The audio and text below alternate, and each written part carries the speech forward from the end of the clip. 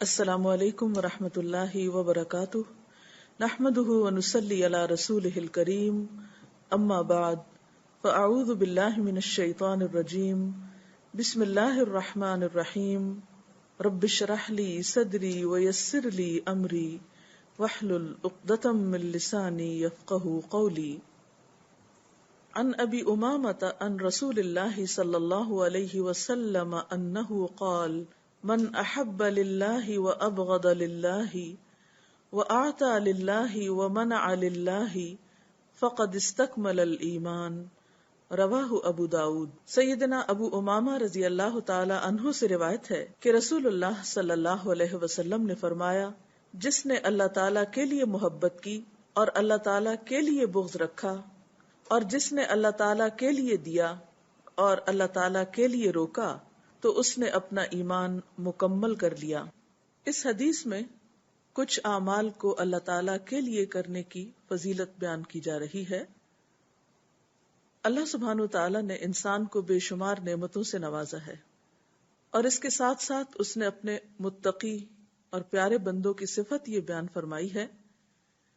کہ وہ اس کی دی ہوئی نعمتوں میں دوسروں کو بھی شریک کرتے ہیں۔ وَمِمَّا رَزَقْنَاهُمْ يُنْفِقُونَ، اور اس میں سے جو رزق ہم نے انہیں عطا کیا ہے وہ خرچ کرتے ہیں۔ یعنی ساری نعمتیں صرف اپنے تک محدود نہیں رکھتے بلکہ دوسروں کا بھی اس میں حصہ لگاتے ہیں۔ اب جب کسی بھی نعمت میں دوسرے کو شریک کرنے کی بات آتی ہے، یعنی اپنی کوئی بھی چیز جب انسان کسی دوسرے کو دیتا ہے تو عام طور پر اس کے پیچھے کچھ ایسی اغراض ہوتی ہیں کہ جو صرف دنیاوی فائدوں تک محدود ہوتی ہیں، جبکہ اللہ تعالی بندے سے کیا چاہتا ہے کہ بندہ جو کام بھی کرے وہ اللہ کی خاطر کرے، اللہ کی رضا کے لیے کرے۔ جیسے کہ پیچھے بھی ہم ایک حدیث پڑھ چکے ہیں کہ انما الاعمال بالنیات وانما لکل امرئ ما نوى، کہ اعمال کا دار و مدار نیت پر ہے اور ہر شخص کو وہی ملے گا جس کی اس نے نیت کی ہوگی، یعنی اس کے اعمال کی جزا اس کی نیت کے مطابق ہوگی۔ اب انسان جب کسی کو کچھ بھی دیتا ہے تو یہ اس کا ایک عمل ہے۔ اب یہ عمل کس غرض سے کیا جا رہا ہے، کس مقصد کے تحت ہو رہا ہے، یہ نہایت اہم ہے۔ ایک نیت یا ایک غرض تو یہ ہو سکتی ہے کہ اگر ہم کسی کو کچھ دے رہے ہیں تو پھر جواباً ہمیں بھی ملے۔ اگر ہمیں کوئی مادی چیز نہ بھی ملے تو کم از کم شکریہ تو ضرور ملے یا اس پر تعریف تو ضرور ملے۔ اور پھر کیا ہوتا ہے کہ اگر انسان کو جواباً کچھ بھی نہیں ملتا تو بعض اوقات آئندہ کے لیے وہ نیکی کرنا چھوڑ دیتا ہے۔ اس کا مزید نقصان یہ ہوتا ہے کہ بعض لوگ انسان کی مدد کے مستحق ہوتے ہیں، لیکن انسان صرف اس وجہ سے اپنی مدد سے ہاتھ روک لے کہ دوسرا شخص مجھے اس کا بدلہ نہیں دے سکتا یا اس کی طرف سے مجھے کسی قسم کے ریٹرن کی کوئی توقع نہیں، تو ایسا کرنا درست نہیں۔ اللہ تعالی بندوں کو محض دنیاوی اغراض سے اوپر اٹھانا چاہتا ہے اور انہیں ایک اعلی مقصد کی خاطر اور اعلی جزا کی خاطر جو بندوں سے نہیں خود اس کی طرف سے ہو، اس کی طرف انہیں متوجہ کرنا چاہتا ہے۔ لہذا یہاں پر فرمایا گیا کہ من احب للہ وابغض للہ، اس سے یہ بھی پتہ چلتا ہے کہ صرف دینے کی بات نہیں، روکنے کی بات بھی ہے، کہ جس نے اللہ کے لیے محبت کی اور اللہ کے لیے بغض رکھا اور پھر آتا للہ، اللہ کے لیے کسی کو کچھ دیا، ومنع للہ، اور اللہ کے لیے دوسرے سے کچھ روک بھی لیا، یعنی نہیں دیا۔ تو عموماً نیکی کا کام یہ سمجھا جاتا ہے کہ صرف دینا نیکی ہے، روکنا نیکی نہیں۔ ہمارے دین میں اعتدال ہے، جہاں بعض اوقات دینا نیکی ہے وہاں بعض اوقات دینے سے ہاتھ روک لینا بھی نیکی ہے، وہ بھی ایمان کا حصہ ہے۔ بلکہ ایمان مکمل ہی اس وقت ہوتا ہے جب دونوں پہلو سامنے ہوں، محبت کا بھی اور بغض کا بھی، دینے کا بھی اور روکنے کا بھی، لیکن ان کے پیچھے ذاتی اغراض نہ ہو بلکہ یہ کام سراسر اللہ کی رضا کے لیے اور اس کی خوشی کے لیے ہو۔ تو جیسا کہ ہم دیکھتے ہیں کہ اس حدیث میں آتا ہے کہ من احب للہ، جس نے اللہ کے لیے محبت کی، تو اس کا معنی کیا ہے کہ اللہ کے لیے محبت، یا پھر اس سے کیا نتائج نکلتے ہیں، یا اس میں کیا کیا چیزیں شامل ہیں؟ تو پہلی بات تو یہ کہ جب انسان کسی سے اللہ کے لیے محبت کرتا ہے تو پھر یقیناً کسی ایسے انسان سے ہی محبت کرتا ہے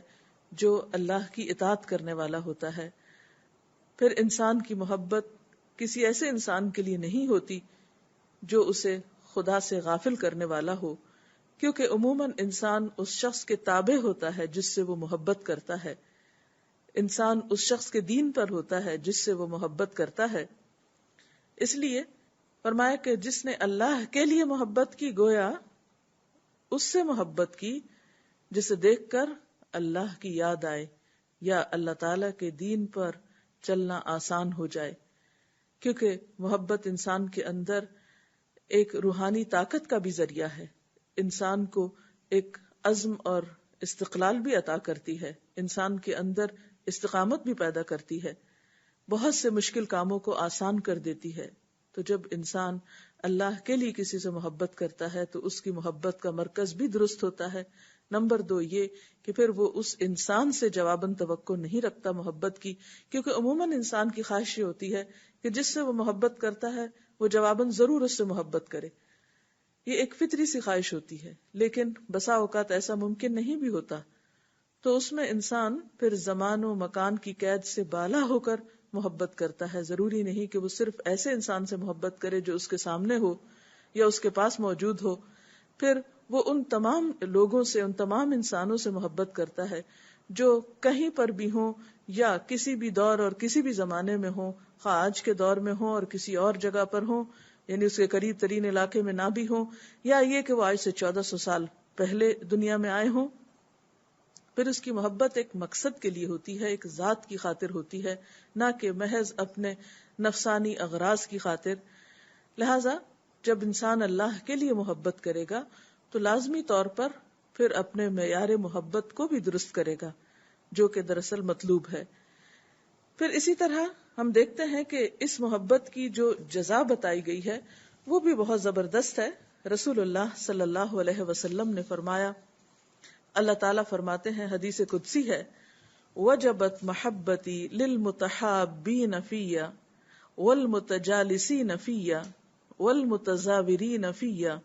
والمتبادلین فیّ. میری محبت واجب ہو گئی ان لوگوں کے لیے جو میرے لیے آپس میں ایک دوسرے سے محبت کرتے ہیں، میرے لیے ایک دوسرے کے ساتھ مل کر بیٹھتے ہیں، میرے لیے ایک دوسرے سے ملاقات کرنے جاتے ہیں اور میرے لیے ایک دوسرے کے اوپر خرچ کرتے ہیں. گویا ایسے لوگوں سے اللہ تعالیٰ بھی محبت کرتا ہے جو بے غرض ہو کر صرف اس کی خاطر سب کچھ دینے والے ہوتے ہیں، حتیٰ کہ محبت جیسا خوبصورت جذبہ بھی. پھر اسی طرح ایک اور حدیث میں آتا ہے، حضرت ابو ہریرہ رضی اللہ تعالی عنہ سے روایت ہے کہ جو شخص بیمار کی عیادت کرے یا اللہ کی رضا کی خاطر اپنے بھائی کی زیارت کرے، یعنی ملاقات کو جائے، تو اس کو پکارنے والا پکارتا ہوا کہتا ہے کہ تجھے مبارک ہو، تیرا چلنا بہتر ہو اور تجھے جنت میں اترنے کی جگہ میسر آئے. حالانکہ بظاہر دیکھنے میں ایک معمولی کام لگتا ہے، انسان دنیاوی مقاصد کی خاطر بھی ایک دوسرے سے ملاقات کرتا ہے، ایک دوسرے کے پاس آنا جانا لوگوں کا لگا رہتا ہے، لیکن جب انسان کی نیت درست ہوتی ہے اور انسان کسی پر احسان جتانے کے لیے نہیں بلکہ اللہ کی خوشی کی خاطر کسی بیمار کی عادت یا پھر کسی کی ملاقات کے لیے جاتا ہے، تو جواباً پھر اللہ تعالیٰ کی طرف سے اس کے لیے بھی ایک مبارکباد کا پیغام آتا ہے. پھر اسی طرح ایک اور حدیث میں آتا ہے، حضرت ابو ہریرہ رضی اللہ تعالی عنہ سے روایت ہے کہ میں رسول اللہ صلی اللہ علیہ وسلم کے ساتھ تھا. آپ نے فرمایا کہ جنت میں یاقوت کے ستون ہیں اور ان پر زبرجد کے بالا خانے بنے ہوئے ہیں جن کے دروازے کھلے ہوئے ہیں، وہ ایسے جگمگاتے ہیں جیسے چمکدار ستارہ جگمگاتا ہے. لوگوں نے پوچھا، اے اللہ کے رسول صلی اللہ علیہ وسلم، وہ رہنے کے لیے کس کو ملیں گے؟ آپ نے فرمایا، جو آپس میں اللہ کے لیے محبت رکھتے ہیں اور اللہ ہی کے لیے مل بیٹھتے ہیں اور اللہ ہی کے لیے ایک دوسرے سے ملاقات کرتے ہیں۔ ایک اور حدیث سے ہمیں یہ پتہ چلتا ہے کہ قیامت کے دن ایسے لوگ اللہ تعالیٰ کے عرش کے سائے تلے ہوں گے، انبیاء اور شہداء ان پر رش کر رہے ہوں گے جنہوں نے اللہ کی خاطر ایک دوسرے سے محبت کی ہوگی۔ پھر یہاں اس حدیث سے ہمیں یہ بھی پتہ چلتا ہے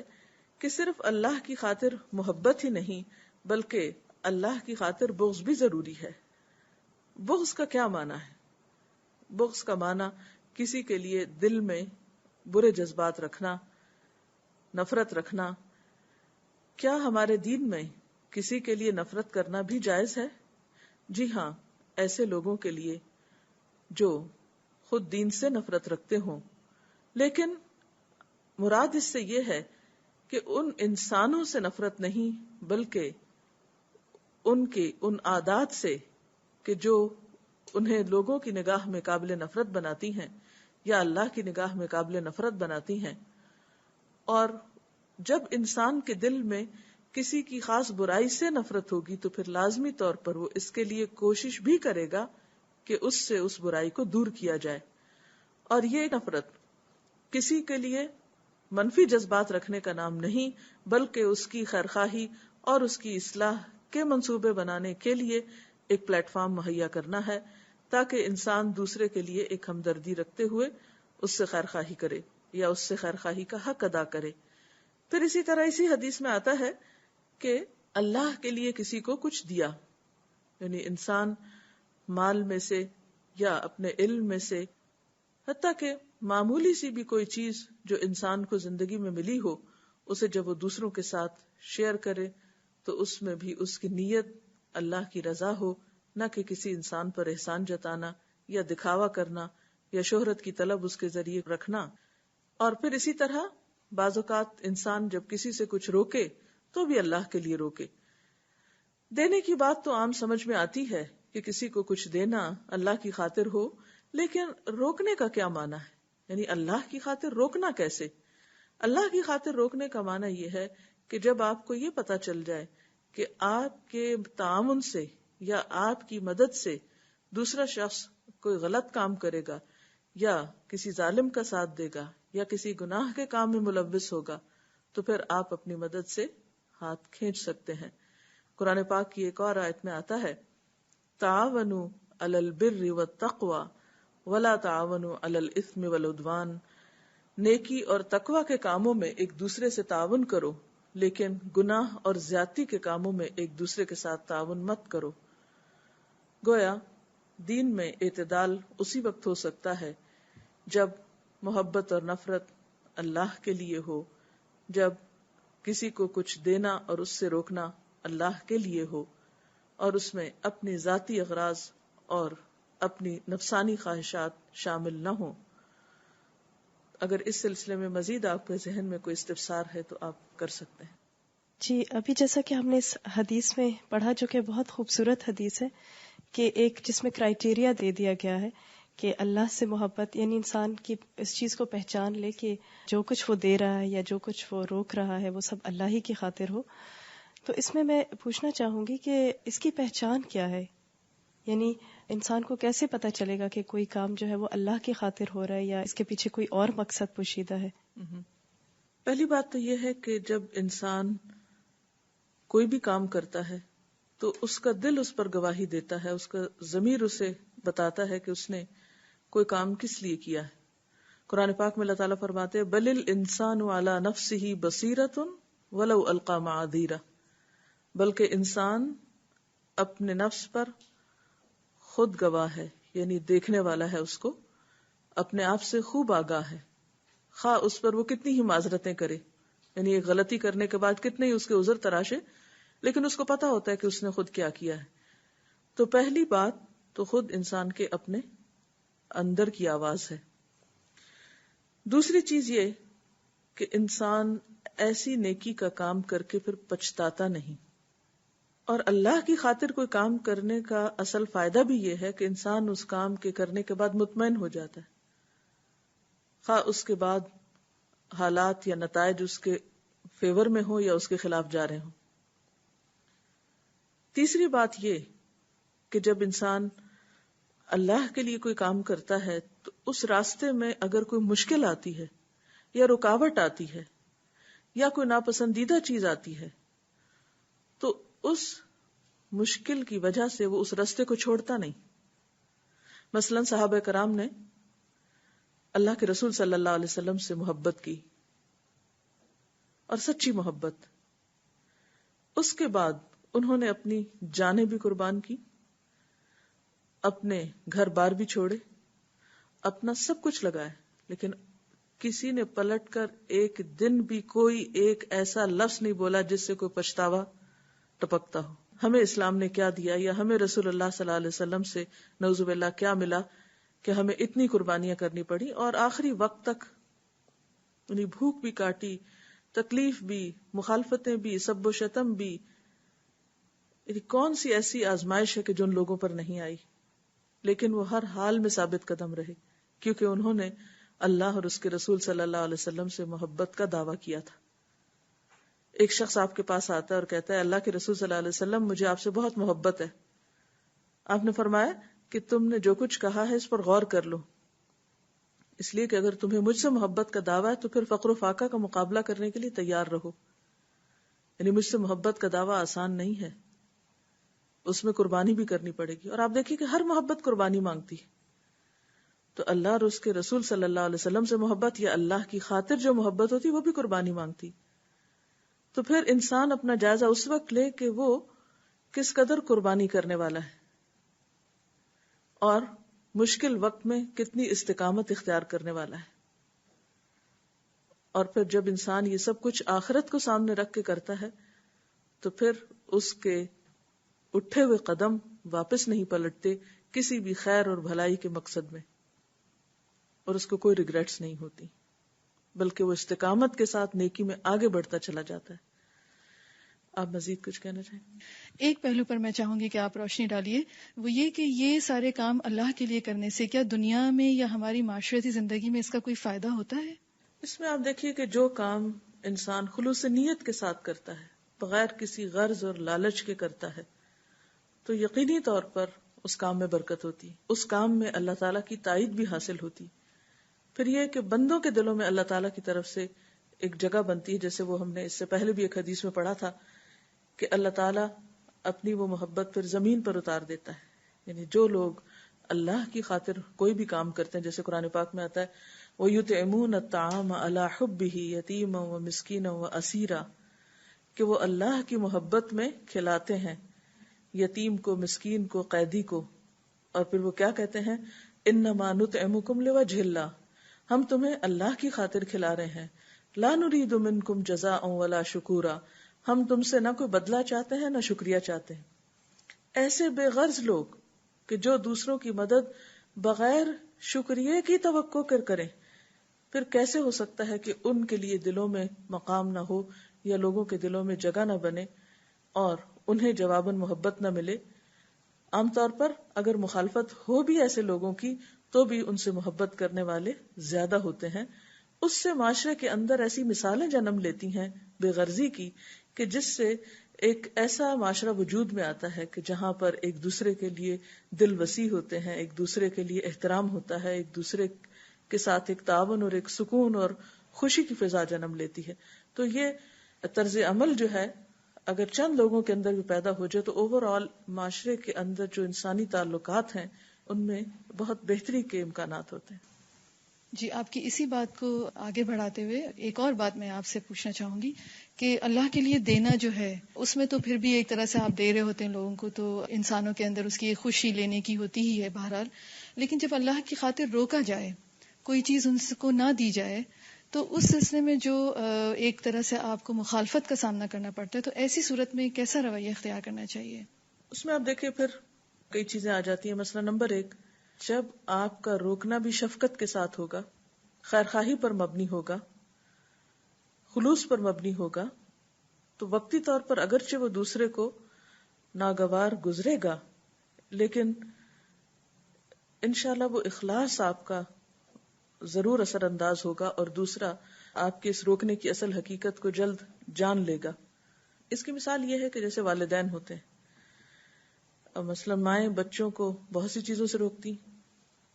زیادہ میٹھا کھانے سے یا دھوپ میں کھیلنے سے، یا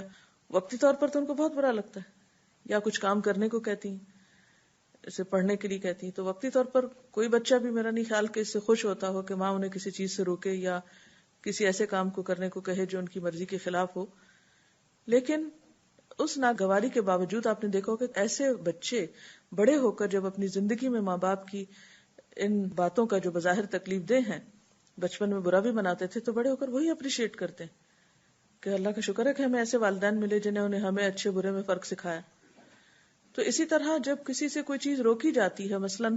ایک شخص بیمار ہے گھر میں اور اس کو میٹھا کھانا منع ہے اور وہ خود سے نہیں رک رہا اور کوئی اسے روکتا ہے اور ایک اچھی نیت کے ساتھ روکتا ہے، اس کی اپنی اس میں کوئی غرض نہیں، تو بظاہر دیکھنے میں یہ چیز تکلیف دہ ہوگی، لیکن بعد میں وہی شخص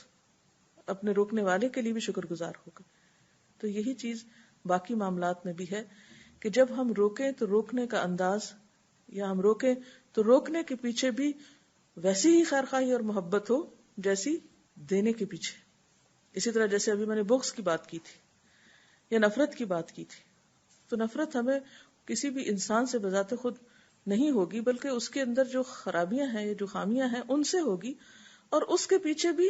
ایک گہری خیرخواہی کا جذبہ ہوگا. یعنی وہ نفرت بھی ایسی نفرت نہیں کہ جس میں ریجیکشن ہوگی. مثلا نبی صلی اللہ علیہ وسلم کی مثال ہمارے سامنے ہے کہ دین کے وہ دشمن اور وہ لوگ جو آپ کی جان کے بھی دشمن تھے اور جن کی منافقت کھل چکی تھی، روز روشن کی طرح واضح تھی. مثلا عبداللہ بن ابی کی منافقت کا حال کس کو معلوم نہیں، لیکن جب آپ کو بلایا گیا اس کا جنازہ پڑھنے کے لیے تو آپ پھر تشریف لے گئے. پھر اسی طرح ہم دیکھتے ہیں کہ مکی زندگی میں بھی جب آپ کی شدید مخالفت ہو رہی تھی تو اللہ سبحانہ وتعالی نے آپ کی کیفیت کو اس طرح بیان فرمایا کہ لعلک باخع نفسک علی آثارہم ان لم یؤمنوا بہذا الحدیث اسفا، کہ لگتا ہے کہ آپ اپنے آپ کو ہلاک کر ڈالیں گے ان کے پیچھے افسوس کر کر کے کہ یہ ایمان کیوں نہیں لاتے. تو اللہ کی خاطر محبت کرنے والے اور اللہ کی خاطر بغض رکھنے والے شدید خیرخواہی کے جذبے سے لبریز ہوتے ہیں، اور جب تک شدید قسم کی خیرخواہی نہ ہو پیچھے یہ کام مشکل ہوتا ہے. اس کے ساتھ ہی ہمارے آج کے پروگرام کا وقت اختتام کو پہنچ رہا ہے. اجازت چاہتے ہیں. السلام علیکم ورحمۃ اللہ وبرکاتہ.